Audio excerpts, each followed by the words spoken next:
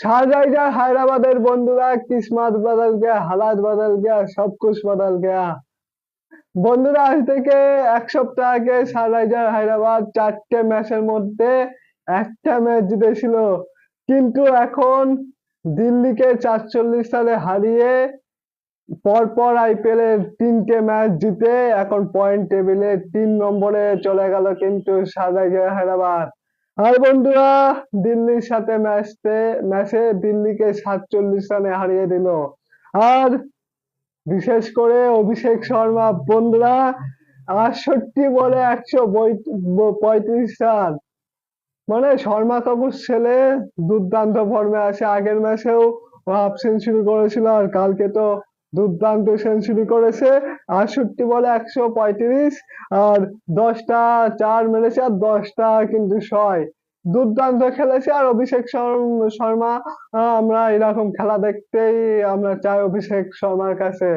আর তার মানে ফর্মটা নিয়ে একটু প্রশ্ন হচ্ছিল, মানে অনেকে বলছিল তার জায়গায় তাকে বাদ দেওয়া হতে পারে, তার জায়গায় বৈভব সূর্যবংশীকে চান্স দেওয়া হতে পারে, এরকম কথা উঠছিল। কিন্তু অভিষেক শর্মা যা ফর্মে রয়েছে, বিশেষ করে আগের মাসেও 50 করেছিল আর এই মাসে 100, খুব দুর্দান্ত ফর্ম আছে। আর আমরা চাইবো যে এই ফর্মটা যেন কন্টিনিউ থাকে অভিষেক শর্মার।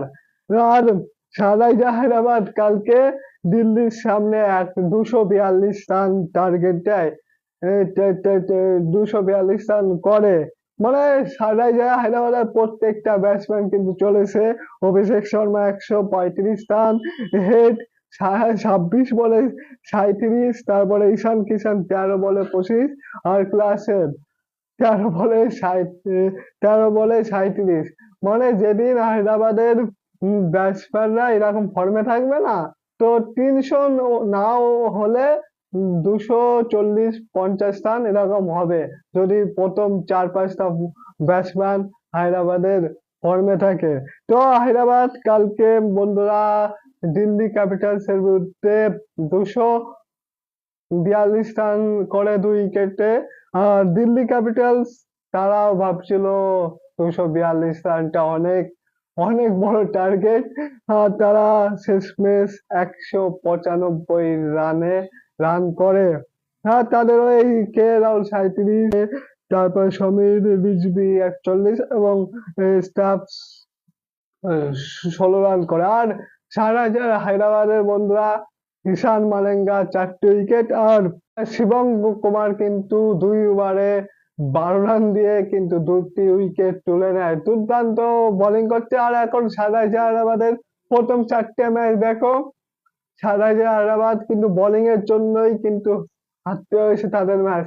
আর এখন তাদের বোলিংটাও ঠিকঠাক লাগছে, মানে দুর্দান্ত বোলিং লাইন আপ হয়ে গেছে কিন্তু সানরাইজার হায়দ্রাবাদের। তো বন্ধুরা হায়দ্রাবাদের আর দিল্লির ম্যাচটা তোমাদের কেমন লাগলো? অভিষেক শর্মার 135 রানের ইনিংসটা তোমাদের কেমন লাগলো সেটা অবশ্যই কমেন্ট বক্সে জানিও। আর আমার ভিডিওটা ভালো লাগলে আমার ফেসবুক পেজটিকে অবশ্যই ফলো করে দিও।